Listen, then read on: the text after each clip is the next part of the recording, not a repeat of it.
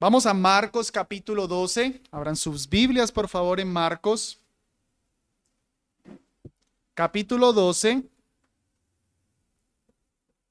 verso 18 al verso 27. Dice la palabra del Señor. Marcos 12, 18. Entonces vinieron a él los saduceos que dicen que no hay resurrección y le preguntaron diciendo: Maestro, Moisés nos escribió que si el hermano de alguno muriere y dejare mujer y no dejare hijos, que su hermano tome su mujer y levante descendencia a su hermano. Había 7 hermanos y el primero tomó mujer y al morir no dejó descendencia. Y la tomó el segundo y murió y él tampoco dejó descendencia. Y el tercero de la misma manera. Y la tomaron los 7 y tampoco dejaron descendencia. Finalmente murió también la mujer. En la resurrección, pues, cuando resuciten, ¿de cuál de ellos será mujer? Porque los 7 la tuvieron por mujer. Entonces respondiendo Jesús les dijo: ¿no erráis por esto? Porque no conocéis las Escrituras ni el poder de Dios. Porque cuando resuciten de los muertos, ni se casarán ni se darán en casamiento, sino que serán como los ángeles que están en los cielos. Y acerca de que los muertos resucitan, ¿no habéis leído en el libro de Moisés cómo le habló Dios en la zarza diciendo: yo soy el Dios de Abraham y el Dios de Isaac y el Dios de Jacob? Él no es Dios de muertos, sino Dios de vivos. Así que vosotros mucho erráis. He titulado mi mensaje precisamente esa última declaración del Señor: Dios es Dios de vivos. La escatología, lo que tiene que ver con los hechos futuros, siempre despierta curiosidad. ¿Qué va a pasar en los cielos? ¿Cómo va a ser la vida allá? ¿Cómo será la gloria eterna? Pero yo creo que una de las preguntas con las que yo más me he enfrentado es: ¿cómo va a ser nuestra relación con nuestros seres queridos? ¿Será que vas a seguir viendo a tu hijo como hijo? ¿Será que tu cónyuge, tu esposo o esposa, tendrá algún tipo de relación especial cuando estemos en la gloria celestial? Bueno, precisamente ese último asunto que mencioné es el que se pone sobre la mesa en nuestro texto. ¿Cómo sería la relación de un esposo y una esposa en la resurrección? Pero es claro que los que hacen la pregunta no hacen la pregunta como cualquier persona que yo pudiera tener en mi audiencia hoy, que sinceramente desea saber, sino con la intención de desacreditar a Jesús. Porque ya recordarán que estamos en la semana de la pasión, la última semana del ministerio de Cristo. El domingo Él entró a Jerusalén montado en un pollino de asno y todo el mundo clamándole: Hosana, bendito el que viene en el nombre del Señor. El lunes el Señor Jesucristo entró en Jerusalén y hizo la purificación del templo, volcó mesas, sacó cambistas. El martes, el día en el que estamos ubicados, el Señor Jesucristo se ha estado enfrentando a los líderes religiosos, quienes le han estado haciendo una serie de preguntas capciosas para hacer caer a Jesús, para dejar a Jesús en alguna evidente falta que dé motivos para capturarlo o para desacreditarlo en el pueblo. La pregunta de hoy otra vez tiene que ver con la resurrección, ya que los que se acercan son los saduceos, que no creen en la resurrección, buscando no saber, sino nuevamente desacreditar al Señor.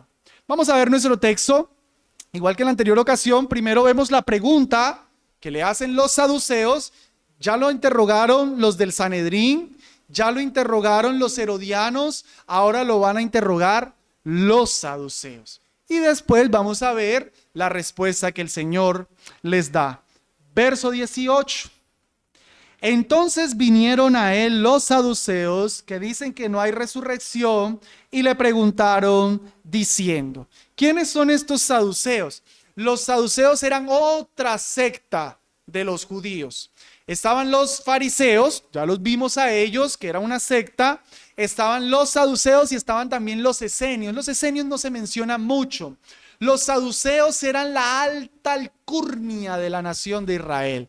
Eran la crema innata, el poderío de Israel. Ellos pertenecían a la aristocracia, a los mandatarios.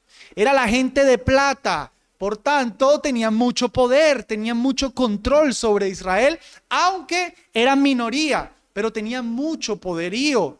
Ellos estaban anclados al templo. De hecho, de entre ellos es de donde se escogía al sumo sacerdote. Entonces háganse ustedes una idea, gente con plata, gente cercana al templo y de la gente de la que salían los sacerdotes. Eran una gente muy poderosa, pero esta gente, este grupo, eran muy materialistas, y no pienses por plata, sino materialismo en el sentido opuesto de lo espiritual. Ellos no creían en nada que tuviera que ver con asuntos espirituales. Un comentario muy claro acerca de las creencias de ellos la tenemos en Hechos capítulo 23, versículo 8, en el que Pablo, es bien interesante, Pablo está en medio de un juicio y se le está preguntando, se le está pidiendo declarar. Cuando Pablo nota al público, se da cuenta que estaban los fariseos y estaban los saduceos. Los fariseos sí creían en la resurrección, pero los saduceos no, como nuestro texto lo dice. Entonces Pablo muy inteligentemente dijo: a mí se me está juzgando acerca de la resurrección. ¿Y qué creen que pasó? Ese grupo inmediatamente se disolvió. Entonces los fariseos ya no querían juzgar a Pablo y los saduceos sí. Pablo fue muy inteligente. Bueno, cuando Pablo hace ese comentario y el grupo se divide, comenta el texto, Hechos 23:8. Porque los saduceos dicen que no hay resurrección, pero ojo, ni ángel ni espíritu, mas los fariseos confiesan estas cosas. Entonces los saduceos era un grupo materialista. Ellos no creían en vida después de la muerte, no creían en ángeles, no creían en nada que tuviera que ver con asuntos espirituales. Básicamente es lo que veo, lo que toco, eso es verdad. Esos saduceos entonces se acercan al Señor Jesús para buscar hacerlo caer. Y piensen, si los saduceos eran los que estaban cercanos al templo, pues tal vez de todos los grupos eran los que tenían más razones para atacar al Señor, porque ¿qué hizo el Señor el lunes? Les dañó el negocio cuando les volcó todas las mesas. Entonces ellos vienen y le dicen, verso 19, maestro, otra vez, la actitud aduladora, maestro, Moisés nos escribió que si el hermano de alguno muriere y dejare mujer y no dejare hijo, que su hermano tome su mujer y levante descendencia a su hermano. Lo que ellos están apelando aquí es a una ley que aparece en Deuteronomio capítulo 25. Vayan por favor en sus Biblias, acompáñenme a Deuteronomio capítulo 25, versículo 5. Es la ley que ellos dicen Moisés se las escribió. Deuteronomio 25, 5 dice: cuando unos hermanos habitaren juntos y muriere alguno de ellos y no tuviere hijos, la mujer del muerto no se casará fuera con un hombre extraño. Su cuñado se llegará a ella y la tomará por su mujer y cumplirá con ella el deber de cuñado. Y sucederá que el primogénito que diere ella a luz se levantará en nombre de su hermano, el muerto, para que el nombre de éste no sea raído de Israel. Esta ley es conocida como la ley del levirato, palabra levir que viene del latín, que habla del cuñado. Es la ley del cuñado, que como el texto claramente lo dice, buscaba preservar el nombre de un hombre que moría y no había dejado descendencia. Si era el caso, su hermano, que por supuesto soltero, no era que el hermano que tenía esposa se podía casar, sino el hermano se casaba con él y ese primer hijo era tenido legalmente, por supuesto no biológicamente, legalmente como el hijo del muerto y heredaba todo lo que su padre había dejado. Y así preservaban el nombre y la herencia. Toda la historia de Ruth, providencialmente en esta semana estuve leyendo a Ruth. Toda la historia de Ruth subyace esta ley. ¿Por qué Noemí y Ruth están tan afanadas en que Booz se case con ella y que Booz sea un familiar cercano y luego Booz busca al fulano y mira que él la redima y demás? Porque ellas se les murió Elimelech, el esposo de Noemí, y se murieron los hijos de Noemí, Malón y Kelión, y no tenían cómo preservar la línea. Iban a perder todo. Entonces Booz es el pariente cercano que se casa con Ruth y la redime. Y ahora la descendencia de Elimelech, de Kelión, va a poder ser preservada. Eso es lo que subyace en la historia de Ruth. Esta ley era sumamente importante en la nación de Israel. De hecho, acompáñenme en sus Biblias nuevamente a Génesis 38, en donde tenemos un hombre, Onán, que se quiso resistir a cumplir con esta ley. Había muerto su hermano sin dejar descendencia, el que había sido el esposo de Tamar, y miren la orden que le da a su padre. Génesis 38, versículo 8.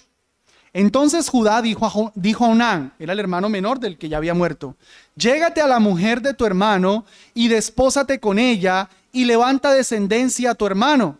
Y sabiendo Onán que la descendencia no había de ser suya, sucedía que cuando se llegaba a la mujer de su hermano, vertía en tierra para no dar descendencia a su hermano. Y desagradó a ojos de Jehová lo que hacía, y también le quitó la vida, porque no quiso levantarle descendencia a su hermano. Por cierto, este texto no es una apologética contra los métodos anticonceptivos, sino un hombre que está pecando contra un mandamiento que el Señor había dado de preservar la descendencia a su hermano.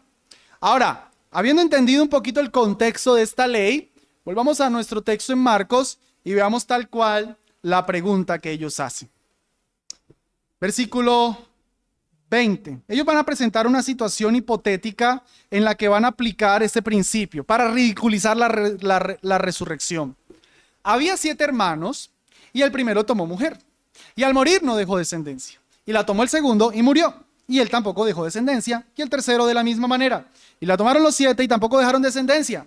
Finalmente murió también la mujer. Por supuesto que esto es una situación hipotética, no es una situación real. ¿A qué hora una mujer se casa con 7 hermanos mientras uno muere? ¿Cuánto tiempo pasaría por mínimamente para casarse con el otro y con el otro? Y de hecho, yo siendo el 7º hermano, pues no me caso. ¡Qué miedo! ¿Qué pasa con esa mujer? Finalmente ella también murió. Y entonces, como los 7 la tuvieron por esposa, pues viene la pregunta puntualmente. En la resurrección, pues, cuando resuciten, ¿de cuál de ellos será mujer? Porque los 7 la tuvieron por hermanos. Yo me le imagino el tono. A ver, ¿en la resurrección qué? ¿De quién? ¿De quién? Un tono así sarcástico. Te atrapamos, Jesús. A ver, qué en ridículo delante del público. Tú que dices que eres maestro de Israel, dale, sal con tu cuestión. A ver, ¿de quién va a ser ella esposa? Tu resurrección es ridícula, Jesús. Tú que has estado incluso también enseñando eso es ridículo. Dame respuesta a esto. Bueno, ellos están cometiendo un error en su argumentación, y es que no solamente tienen el problema de negar la resurrección, sino que ellos están asumiendo que cuando las personas mueren en la vida eterna, los matrimonios se mantienen. Y esto es particular de los fariseos. Los fariseos sí creían que el matrimonio continuaba después de la muerte. O sea que, digamos, es una doctrina que está pululando.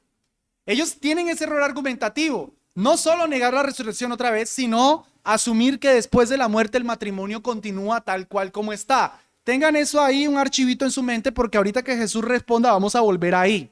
Pero hermanos, concedamos. La pregunta es buena. La intención es mala, porque la intención no es saber.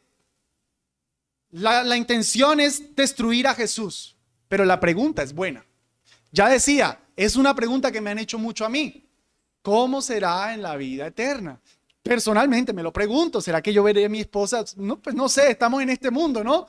Yo no entiendo cómo puedo ver a mi esposa en el mundo eterno, en la vida eterna, y verla igual que la persona que hoy apenas se convirtió al Señor, no verla de una manera especial. No sé cómo será eso.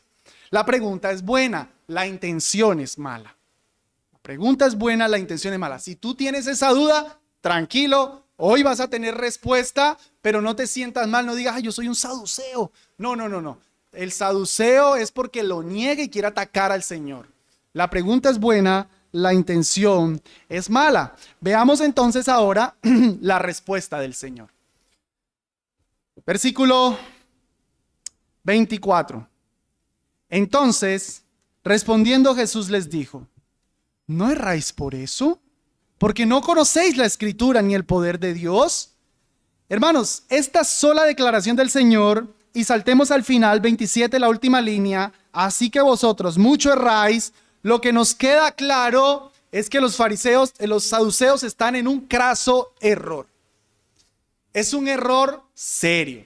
La palabra error se refiere a algo que tú te empiezas desviando un poquito, no se nota mucho, pero con el tiempo estás totalmente opuesto a la verdad.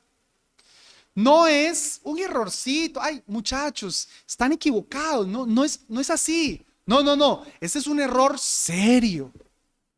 Porque de hecho este error parte otra vez de un problema moral, de un problema filosófico, de negar toda vida espiritual. Tú y yo definitivamente tenemos errores doctrinales, claro que sí, pero es diferente el error sistemático, el que se articula bien, a aquellos errores que son por ignorancia, no que estén bien, pero repito, es para no verlos a ellos como, ay pobrecitos, es que no saben bien. No, es gente que sistemáticamente está en este error, conscientemente estudiando, están en el error. Y el Señor Jesucristo nos dice cuál es la causa de su error. Ahí en el texto ya lo leímos. Ellos erran porque no conocen las Escrituras ni el poder de Dios.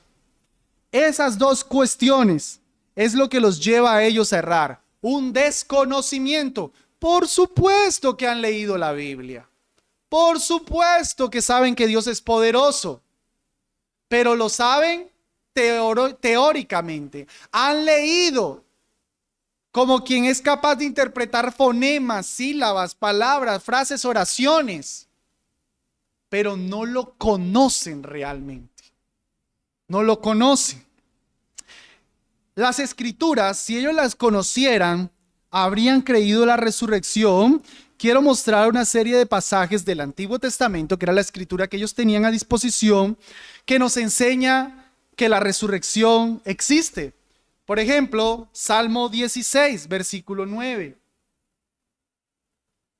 Se alegró por tanto mi corazón y se gozó mi gloria. También mi carne reposará segura. Porque no dejarás mi alma en el sepulcro, dice David, ni permitirás que tu santo vea corrupción. Me harás conocer la senda de la vida. Plenitud de gozo hay en tu presencia. Deleites a tu diestra para siempre. Interesantemente este texto, que se ve que habla de una resurrección, de no dejarlo en el sepulcro, lo aplica Pedro a la resurrección del Señor Jesucristo. O sea que se entendía que el pasaje hablaba de resurrección. Más claramente Daniel 12:2. Y muchos de los que duermen en el polvo de la tierra serán despertados, unos para vida eterna y otros para vergüenza y abominación perpetua. Claramente enseña una resurrección. Y en último lugar, Salmo 17:15. Yo en justicia veré tu rostro, seré saciado cuando despierte a tu semejanza.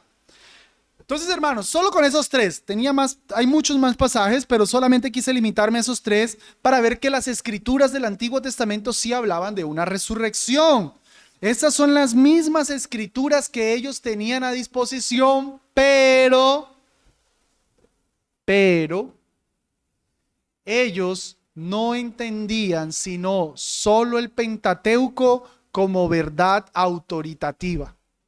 Lastimosamente, los saduceos para su propia alma rechazaban todo el cuerpo completo del Antiguo Testamento como palabra de Dios. Para ellos el Pentateuco tenía una autoridad superior y veían el resto de libros, Salmos, Jueces, Reyes, Crónicas, Profetas menores, mayores, como un comentario de Pentateuco. No le daban la misma autoridad. En parte entendemos por qué su error. Es ignorancia, porque es palabra del Señor, pero en parte entendemos el por qué no podían aceptar pasajes tan claros como los que yo he leído que hablaban acerca de una resurrección. No conocían debidamente la palabra del Señor.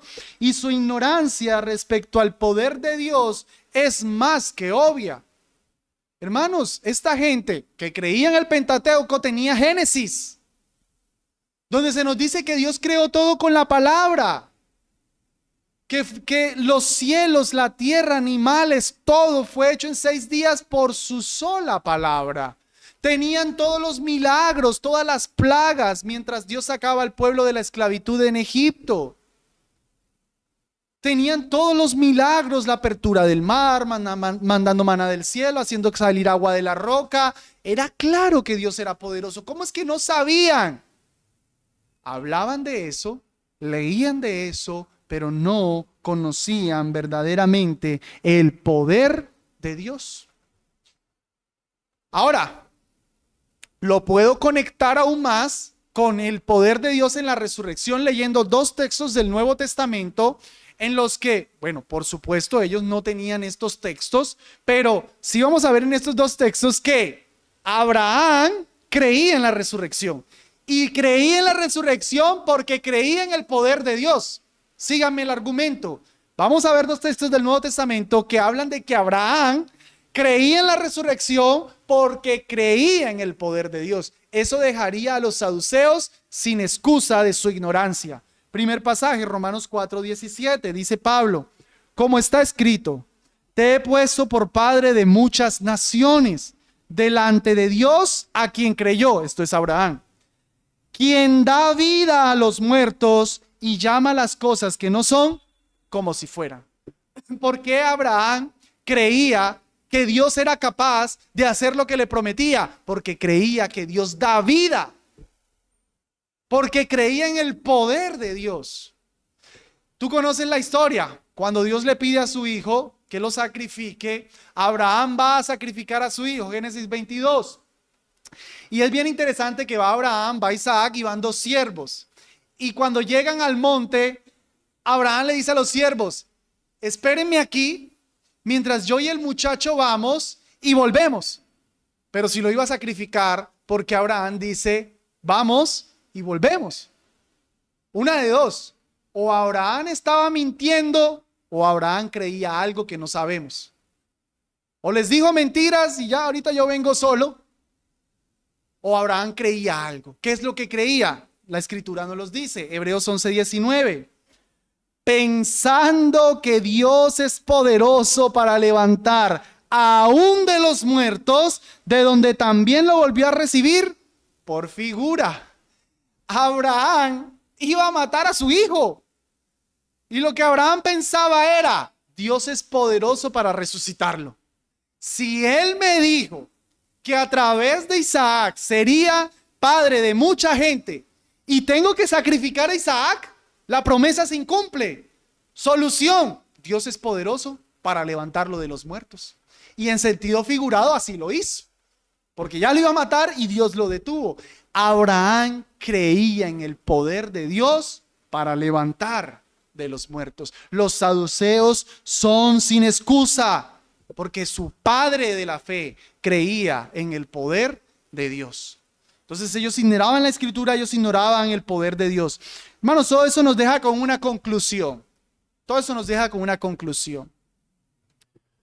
Un correcto entendimiento de la resurrección de los muertos, de la doctrina de la resurrección de los muertos, requiere un correcto entendimiento de las escrituras y del poder de Dios. Para poder abrazar fielmente la doctrina de la resurrección de los muertos, necesitamos tener claro las escrituras y el poder de Dios. Si tú no crees en las escrituras, si tú no crees en el poder de Dios, difícilmente vas a creer en la resurrección de los muertos. Pero no solo la resurrección de los muertos, toda la vida requiere un correcto entendimiento de las escrituras, un correcto entendimiento del poder de Dios. ¿Por qué hoy día hay tantos matrimonios defectuosos? Porque están entendiendo mal las escrituras y el poder de Dios. matrimonios que se construyen sobre filosofías del mundo. Como el mundo vive, así viven. Claro, si tú construyes así, pues no vas a entender el matrimonio. ¿Por qué tenemos tantos hijos malcriados? Porque los padres crían como cría el mundo, no como Dios dice que hay que criar. ¿Por qué hay tanta gente que anda cargando un muñeco para ser salvo y besando yeso? Porque su teología no está construida sobre la escritura y el poder de Dios. Porque necesitan un muñeco para creer que Dios tiene poder. No pueden entender que Dios obra sin muñecos. Toda la vida requiere un correcto entendimiento de las escrituras, un correcto entendimiento del poder de Dios. Amén. Amén. Amén. Yendo ya puntualmente a la respuesta, versículo 25, recuerdan que les dije que los saduceos tenían un error argumentativo. Asumían que el matrimonio existía después de la muerte. No solo su problema de la resurrección, de negar la resurrección, sino que asumían que el matrimonio existía después de la muerte. Jesús va a atacar primero eso, va a abordar primero eso. Versículo 25. Porque cuando resuciten de los muertos, ni se casarán, ni serán dados en casamiento, sino que serán como los ángeles que están en los cielos. Es como si Jesús les dijera, pues señores, no será esposa de ninguno, porque ya no hay matrimonio. Sencillo. Ustedes me están preguntando de quién va a ser esposa esta mujer, pues de ninguno. Porque allá no hay matrimonio, sino que allá son como los ángeles. Y yo espero que no les pase como a mi niña Abby. Ayer estábamos leyendo ese texto preparándonos para el culto de hoy. Y cuando escuchó serán como los ángeles, dijo, o sea que vamos a tener alas y vamos a volar. Y yo le dije, no hija, que no se van a casar. Ese es el punto. La comparación no es física como los ángeles, sino no ser como los ángeles en cuanto a no casarse ni darse en casamiento. Los ángeles no necesitan casarse porque los ángeles no necesitan reproducirse. Si los ángeles necesitaran reproducirse, necesitarían matrimonio. Por cierto, eso es una buena razón para explicar que el matrimonio debe tener hijos. Un matrimonio que no quiere tener hijos, quiere, ojo que digo quiere, no que no puede. Uno que no quiere tener hijos, defectuoso. El matrimonio existe para poder procrear. Los ángeles no necesitan procrear, no tienen que tener matrimonios. Una de las razones, no es la única, una de las razones. Adicionalmente, el Señor Jesucristo les está rechazando o refutando su creencia o su negación de los ángeles. El Señor es magnífico. O sea, el Señor simplemente no les dijo, en la gloria eterna no va a haber matrimonios, sino que les dijo, seremos como los ángeles. Y ellos niegan los ángeles. O sea que ya le está dando dos. ¡Pum, pum! Ustedes dicen que no hay, sí hay. Dicen que no hay ángeles, sí hay. Dos ataques inmediatamente, dos correcciones al entendimiento de ellos. Ahora, otra vez, una ignorancia de las escrituras de ellos, porque el Pentateuco habla de ángeles. Cuando Abraham vienen pues aparecen tres seres angelicales. Uno es el ángel de Jehová, es Dios mismo, Cristo preencarnado, y los otros dos son ángeles. Claramente, a Moisés se le apareció un ángel. Ahorita el Señor Jesucristo le va a hacer apelación a ese texto.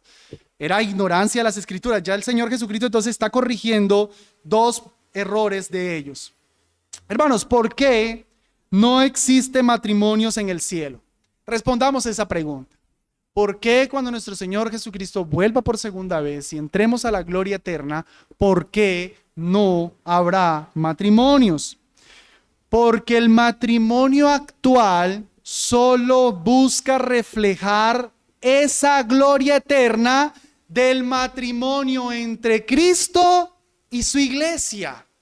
El matrimonio actual existe para reflejar la gloria del matrimonio entre Cristo y su iglesia. El pasaje clave aquí es Efesios 5, lo pueden leer de tarea. Pero cuando Pablo está regulando el matrimonio, dice, maridos, amad a vuestras mujeres como Cristo a la iglesia. Maridos, enseñen a sus mujeres como Cristo a la iglesia. Mujeres, sométanse a sus maridos como la iglesia a Cristo. Y termina Pablo en el verso 33 diciendo, mas yo no digo esto respecto de ustedes, sino de Cristo y la iglesia.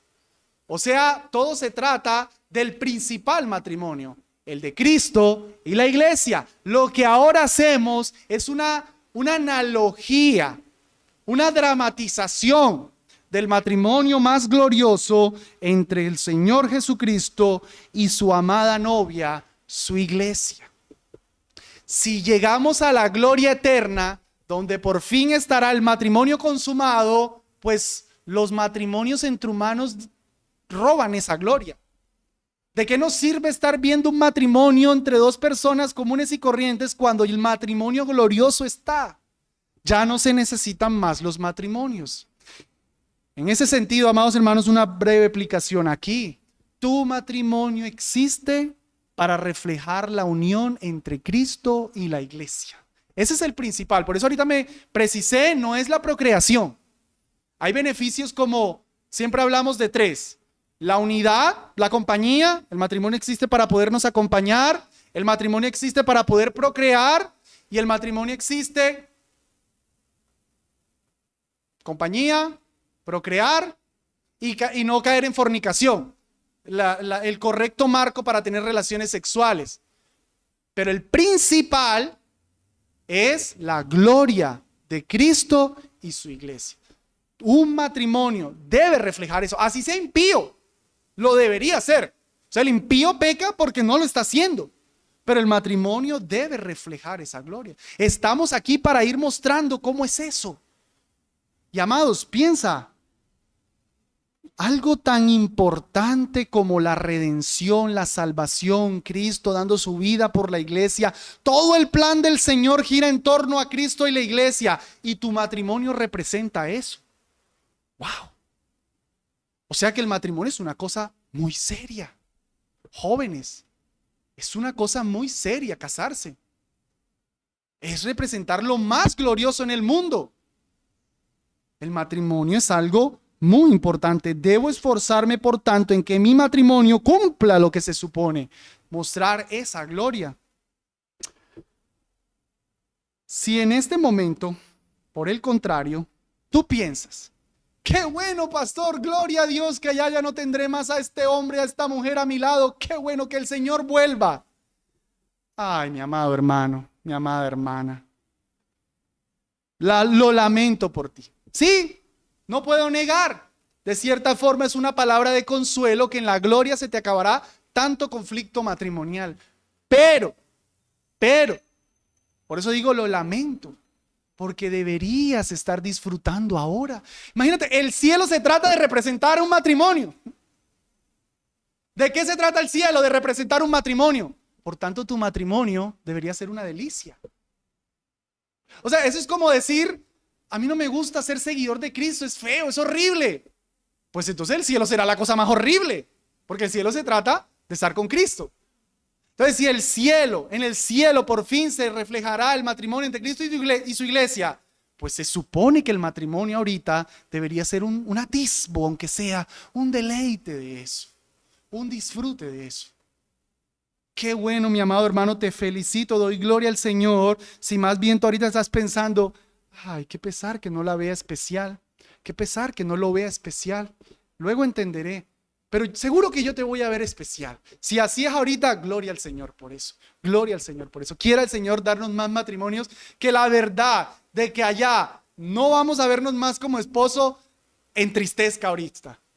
Pensar, ¿cómo que no va a ser especial? Que ahorita eso entristezca. Eso sí me alegra. Pero pensar, qué bueno que allá ya no lo voy a ver más como esposo, lo lamento, hay que trabajar porque deberías estar reflejando la gloria del matrimonio. Y por supuesto, no se concluya de eso que el matrimonio no es un ideal, porque algunos razonan así. Bueno, como en la gloria eterna no va a haber matrimonios, entonces el ideal es estar soltero. No. Recuerda cuando Dios creó a Adán en un mundo perfecto, no había entrado el pecado. ¿Qué dijo Dios? No es bueno que el hombre esté solo. Le haré ayuda idónea para él.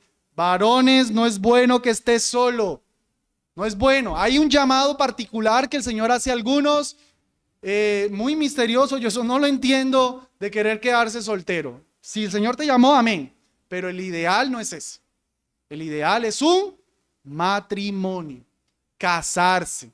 Qué pesar que vamos al colegio, prekinder, primaria, bachillerato, ahí ya van 12 años, universidad 5 años, más 17, posgrado, maestría, póngale otros 3, 20 años para trabajar.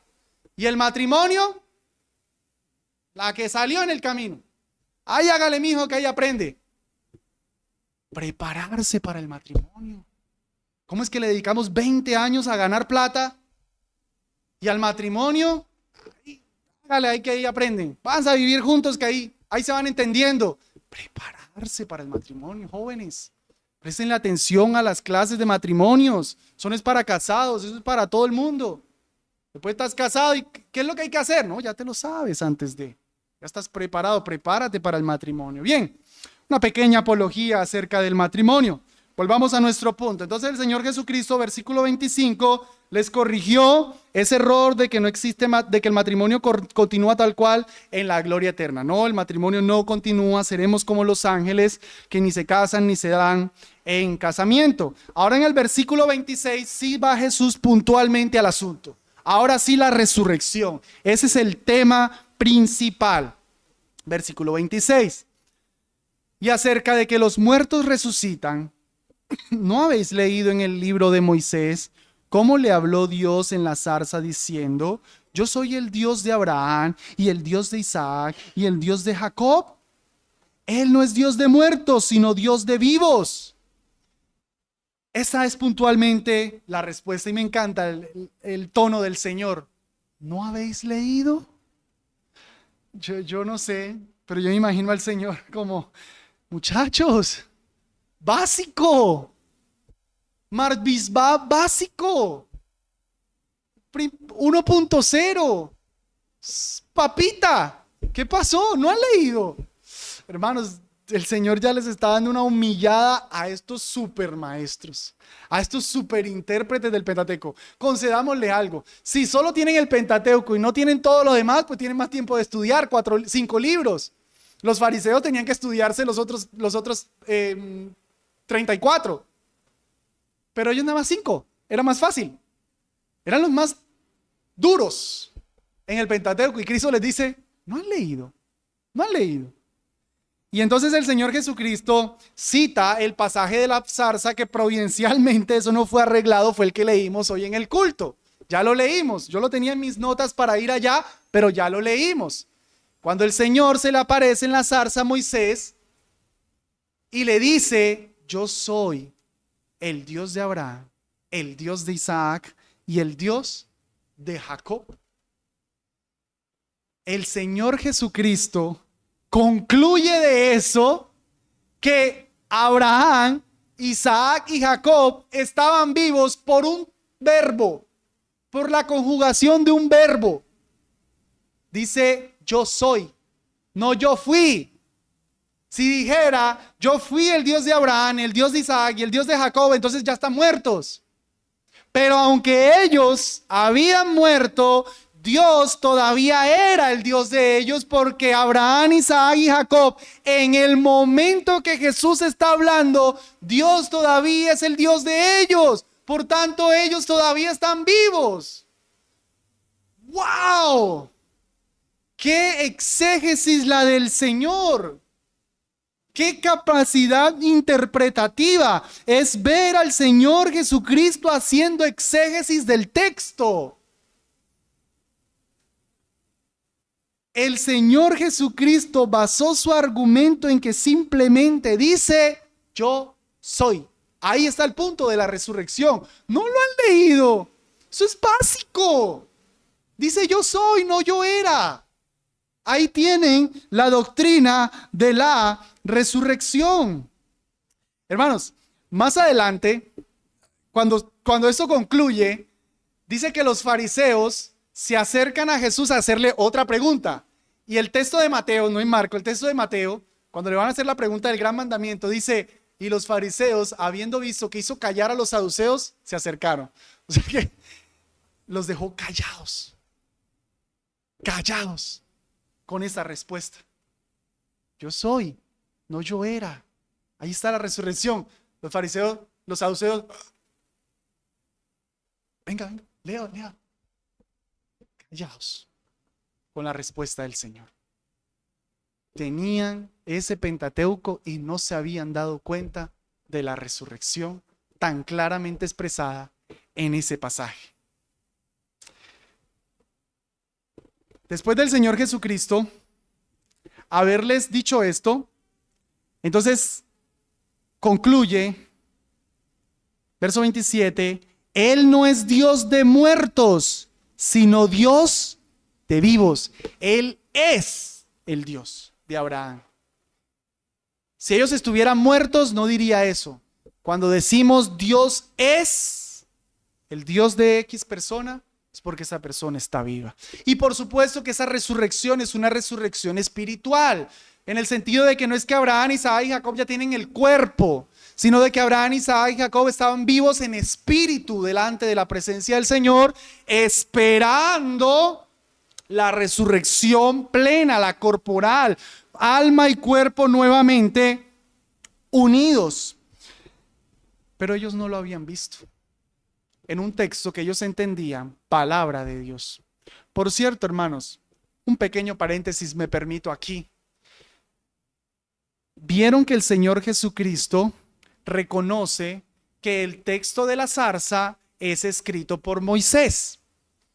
Los saduceos dicen, Moisés nos enseñó. Y Jesús les dice, ¿no habéis leído cuando Moisés, cómo les habló Dios en la zarza? O sea que Jesús reconoce que Éxodo 3, 1 al 6 es un texto escrito por Moisés. Me estoy permitiendo un pequeño paréntesis. Para Jesús, ¿quién escribió el Pentateuco? Moisés. Hoy día, por ahí hay gente que, hermanos, hacen posgrados, se gastan un montón de millones para decir que Moisés no escribió el Pentateuco. Cuando el mismo Señor Jesucristo dice aquí que el que escribió ese pasaje es Moisés. Y más pasajes podemos citar en los que el Señor Jesucristo reconoce que Moisés es el autor del Pentateuco. Pero hoy día tenemos gente académica, saduceos, fariseos, muy intelectualoides, negando que Moisés escribió el Pentateuco. Ustedes dicen, ¿en serio? Pastor se volvió loco. No, hermano, eso existe. Eso existe. Y cuando tú escuches por ahí que no, que la teoría de Julius Wellhausen y el alemán erudito que dice que la hipótesis documentaria y que Moisés no escribió y que el texto Elohim y el yihadista y el no sé qué cosita y tú, wow, qué intelectual. Tú puedes responderle como el Señor Jesús, no han leído. No han leído. Miren, aquí dice, Jesús citó que es Moisés. Entonces tú ni siquiera has ido a un seminario, tú ni siquiera has hecho mucho estudio y tú le puedes decir a un académico de estos, papitos, no han leído. Básico, cristianismo básico, ignoráis las escrituras. No, amados, no se sorprendan con esa gente. Si las personas niegan a Dios, les queda una mente vacía y por eso gastan millones. Nos contaba un profesor y me daba tristeza que en el área académica, por supuesto liberal, no conservadora, no se permite que una persona presente un trabajo académico para demostrar que Moisés es el autor del Pentateuco. No lo permiten. Lo toman como tonto. Ah, este es loco. Ese religioso, fanático. Imagínense, hermanos, hasta dónde llegan las personas sin Dios, los liberales, y llegan con toda su fanfarria y tal. No, tú le puedes decir, no han leído. Básico. Cierro paréntesis. El Señor Jesucristo reconoce la autoría de Moisés. Ok. Conclusión final. Golpe certero del Señor. Versículo 27 al final. Así que vosotros mucho erráis. Queridos saduceos, estaba expresamente dicho en el pasaje de la zarza.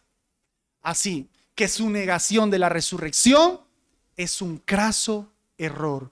Ustedes mucho erráis. La negación de la resurrección, querida iglesia, es un problema serio.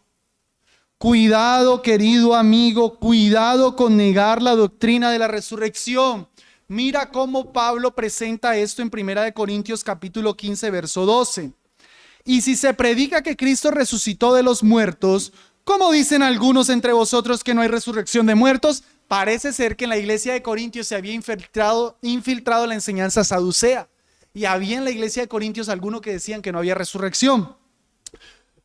Sigamos a Pablo, sigamos el argumento. Porque si no hay resurrección de muertos, Cristo tampoco resucitó. Y si Cristo no resucitó, vana es entonces nuestra predicación y vana es también nuestra fe.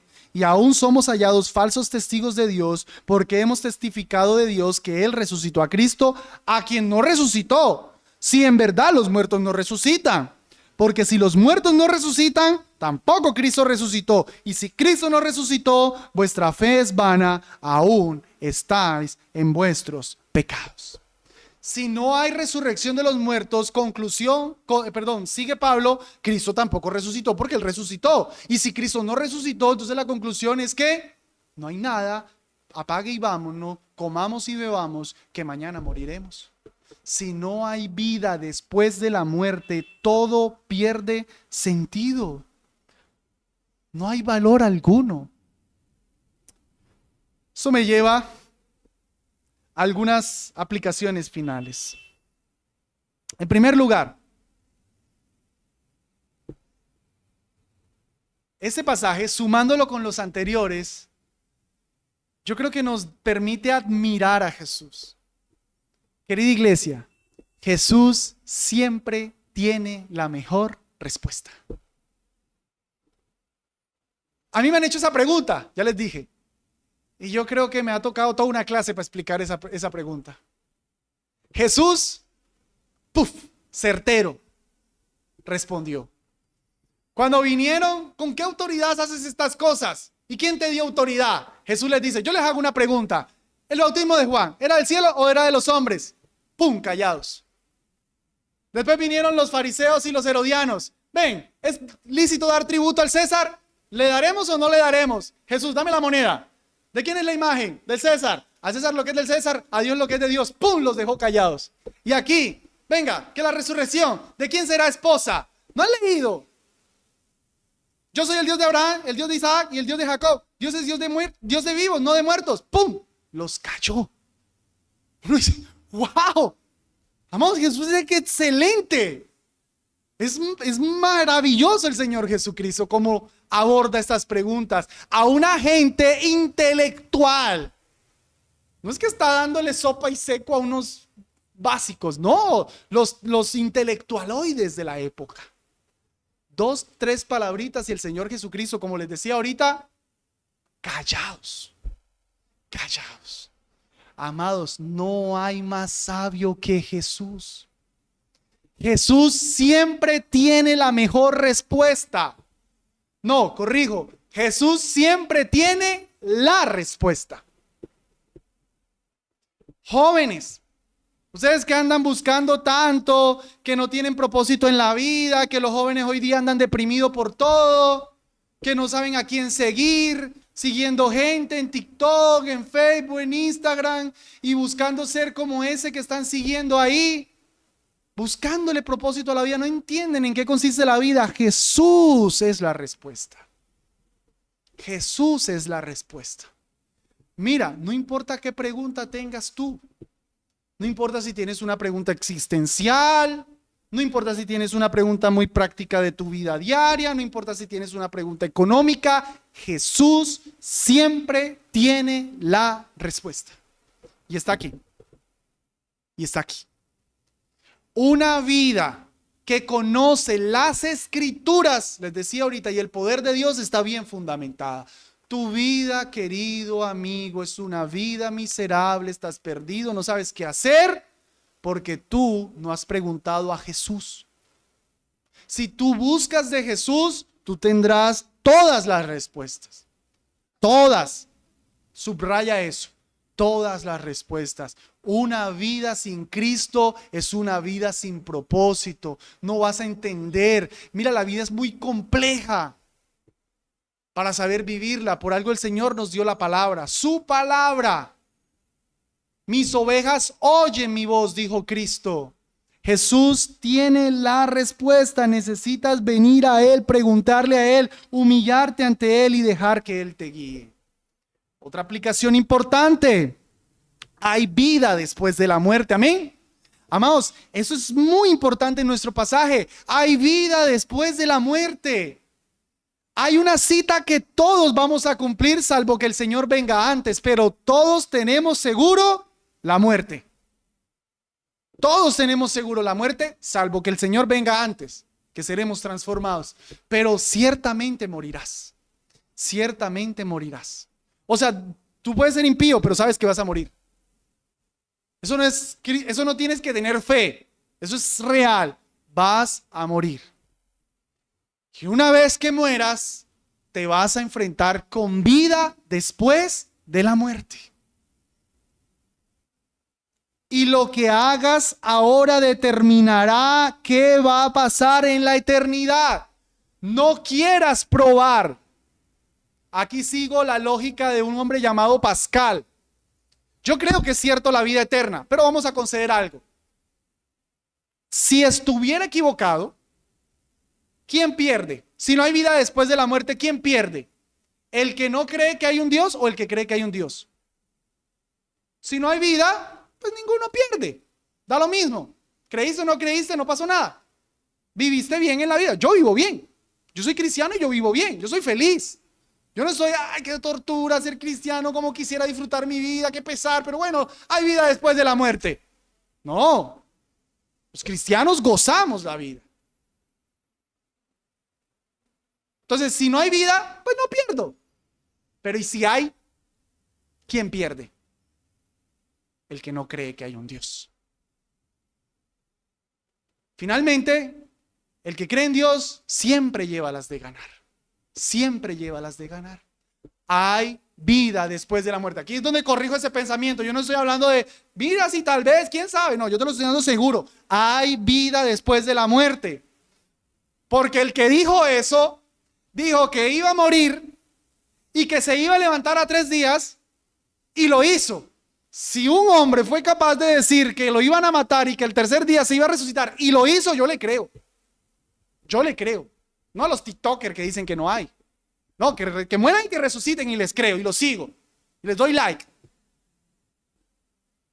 Pero que alguien diga que va a morir, que se va a levantar al tercer día y lo haga, ese señor sabe. Ese señor sabe. Ese es el Rey de Reyes, el Señor de Señores, que nos dice, te dice hoy que hay vida después de la muerte. Por tanto, querida iglesia, anímate que hay vida después de la muerte. Yo sé que hay veces viene desánimo.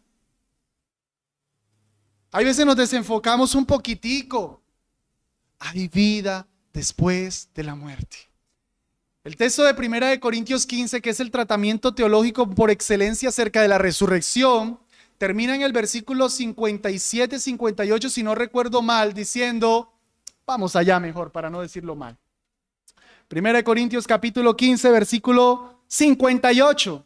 Así que, después de que Pablo se gastó 57 versículos discutiendo la resurrección, así que, hermanos míos amados, estad firmes y constantes, creciendo en la obra del Señor siempre, sabiendo que vuestro trabajo en el Señor no es en vano. Amados, no es en vano. Nada de lo que hacemos es en vano. Hay vida después de la muerte. Fortalécete, anímate a vivir para el Señor, que hay vida después de la muerte. La conclusión de Pablo de toda su discusión de la resurrección no es para enorgullecerse, no es para atacar a los saduceos, es para decirle a la iglesia, anímense. Sirva al Señor, que hay vida después de la muerte. Hay cosas que trascienden, iglesia. Hay cosas más grandes. que tu trabajo, hay cosas más grandes que tus proyectos personales. Hay vida después de la muerte. Allá serás recompensado, querido hermano. Anímate, fortalécete, lucha, vive para Cristo, que hay vida después de la muerte, hermano. Hay vida después de la muerte. Amén. Y para ti, querido amigo, cuidado, porque tal vez puedes decir amén a mis palabras, pero de una manera práctica niegas la resurrección. Tal vez no tienes un sistema teológico como el de los saduceos, un andamiaje que niega la resurrección, pero tú vives como si tu vida solo consistiera de la hora. Si tú no te has entregado a Cristo, tú no crees en la resurrección. Si tú no vives para Cristo, tú no crees en la resurrección. Si todos tus proyectos son aquí en el ahora, si tú estás pensando en comprar casa y no estás pensando que esa casa puede ser interrumpida por la venida del Señor Jesucristo y la futura resurrección, tú no crees en la resurrección de Cristo. Si tú no estás utilizando tu dinero, siendo generoso, ofrendando para los tesoros celestiales que vas a tener en la resurrección, tú no crees en la resurrección. Si tú no estás buscando evangelizar a las personas para las coronas que recibirás en la resurrección, tú no crees en la resurrección. Si tú no quieres levantar unos hijos para la gloria del Señor, para verlos allá, tú no crees en la resurrección. Toda tu vida tiene que ser allá. Lo que va a pasar allá, aquí son a lo mucho 80 años. ¿Vale la pena sacrificar 80 años por una eternidad? Es una eternidad en el cielo, con Cristo eternamente, pero que se determina de lo que pasa ahora, amigo. Ven a Cristo hoy, porque o si no, mira, yo estaba hablando de la resurrección muy positivamente porque normalmente tiene la carga positiva de las bendiciones. Pero ciertamente, si tú no crees en Cristo, también vas a tener resurrección. También hay resurrección, pero lastimosamente consistirá de simplemente devolverte el cuerpo, unirlo con el alma, o un cuerpo corrupto que sufrirá eternamente en el infierno. ¿Vale la pena sacrificar 80 años en esta tierra para disfrutar cosas pecaminosas y pasar una eternidad sufriendo en el infierno? Por favor, ¿no has leído? Vas a morir. Vas a morir, amigo. Y lo que pase ahora determinará tu eternidad. O te levantarás con un nuevo cuerpo para la gloria del cielo, transformado y glorificado, o te levantarás con un cuerpo corrupto para sufrir los horrores del infierno, donde el gusano de ellos no muere, nunca muere, y el infierno nunca se apaga. Ven a Cristo hoy y así puedas ver que Dios es tu Dios, porque Dios no es Dios de muerto, sino Dios de vivos. Amén.